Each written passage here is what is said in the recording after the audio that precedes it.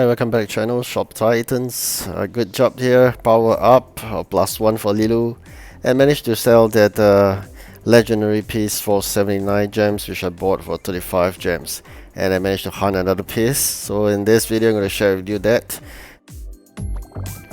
Alright, so now let's enter into the gameplay. Very soon you'll see that power up of Lilu. Yes, finally she's power up +1. Argon, I think, is already +2. So I'm quite happy with the champions now having power ups. And of course, as usual, fighting now to get that $1 million up again. In this video, you'll see it at the end of it depleted to couple of $1,000. You must be wondering why again, what I had done. No, I didn't spend all the money buying this runestones, although they are really cheap right now. What I did was that, as usual, guild boss asked me to invest, and again I fall within his criteria of the bottom people. I so-called invested all the money, and I propelled myself up to so-called the upper tier of investors. So why do we need to invest in the town hall? It's because I think we need more people so that it can help in the events. I think it's really critical. In the previous video I told you about hunting for new guilds, but again none of the guilds so far I've seen I'm satisfied with. Of course, it's so probably because of my own contributions. I mean, we gotta know that end of the day, we have a match. Alright, that's good. 79 gems, that's fantastic. Alright, back to talking about this guild. Definitely we're gonna match each other at the same time. Other guilds doesn't fulfill my criteria of training hall beyond level 33, because I have some heroes that already maxed to level 33, and I've a huge bunch of them, actually 12 of them, rushing towards 30, and very soon they'll be 33. So if I'm going backwards, if I join the other guild, they're going to give me only 27 or 29 levels. So those are really not the type of guild I would go for. Heroes are really important in terms of leveling up, because that is the main purpose of me retiring the whole batch of old heroes to get the new ones. And in this current guild, I managed at least able to bring them up to level 33 for sure.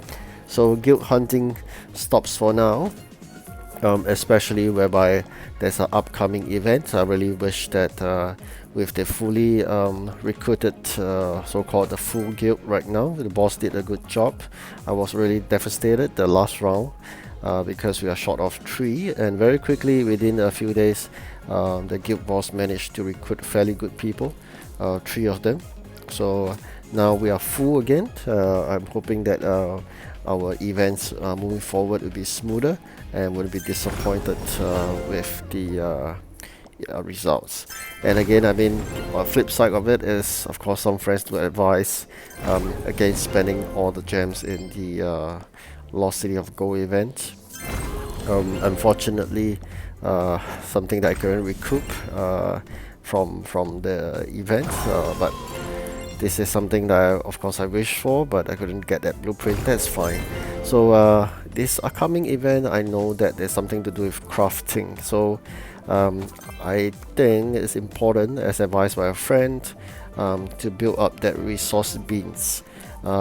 So I did a mini renovation later on in this video. You'll see that I bring out all my big beans, all the big resource beans, and I exchange it with all the small little weapons racks. Okay, so I've previously tried to increase the so-called energy limits to 1005 and beyond by keeping all the resource beans and bringing out the racks, and even buying new ones that are actually level 1 weapons racks, which don't really have time to upgrade them.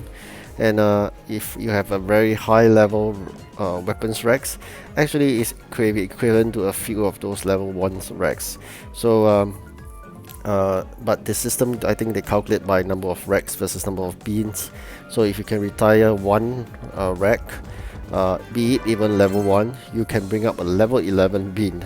So it doesn't mean that you can only retire a certain number of level 1 in exchange for one higher level. So it doesn't work that way. It's 1-for-1 exchange regardless of the level. So I managed to bring out a few big beans after retiring, so-called keeping in the store at a juncture. All those level 1 weapons racks. Alright, so if you do have any of those big resource beans, please bring them out because you need a lot of materials to do crafting. Not so much as to display them for selling at this juncture for, I believe, this period of time for the new events. So something you gotta look out for. At the same time, I think some people do advise on trunks, right? Gotta increase the trunks for the inventory. If you don't have enough trunks, alternative is to reduce your inventory right now, i.e. the items in the store, by selling them in the market and whatnot. Because when you craft, not only you need resources, you need those space, basically your trunk space. For me, I have 564. Currently slightly over half is filled, but that's fine. I think that's easy to get to manage because it's rather easy to sell in the market. It's really fast, provided it's sell really cheap, so no problem about that. Ask me whether should I increase the trunks. Nope, not yet. I may even think about reducing the trunks in exchange for more resource beans. It's just temporarily for this event. After that, probably you need to go back to increasing the display racks for energy, and then reduce the resource beans again. Alright, so get this legendary tier 2. Nothing much to shout about. It's just probably a couple 100,000. So this is something gotta take note. Legendary items doesn't mean your strike reach, so it's just probably a couple of tens of thousands or even 100,000. So it's your choice. These are not T9 or T8s, so nothing to shout about. Okay, so try my luck for 220,000, see how it works. Have been a lot of these items waiting for the event that needs heroes, so I'm not gonna sell them for now.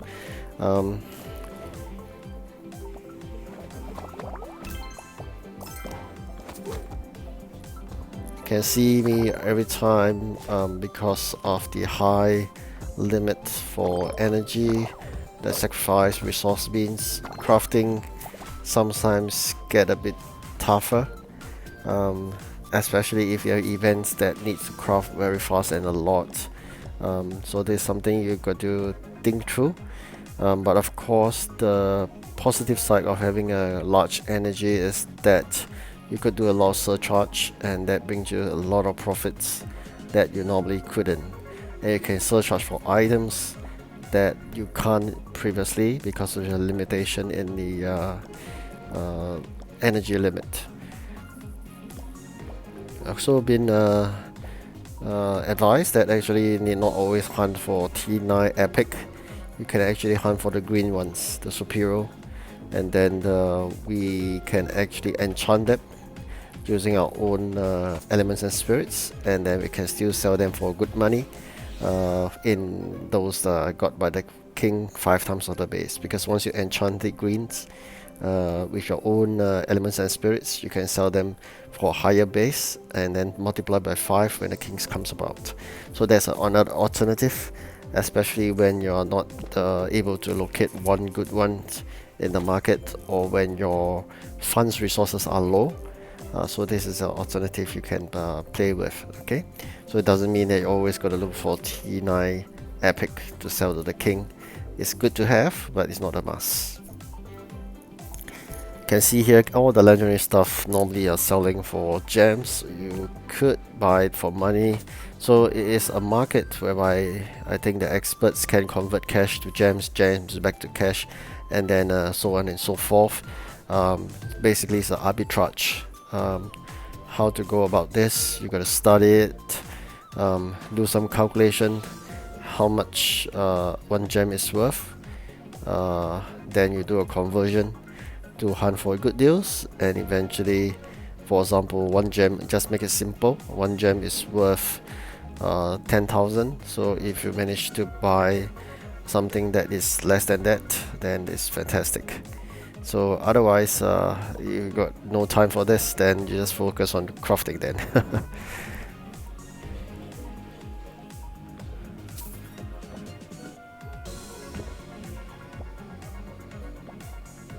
Alright, so we are here right now.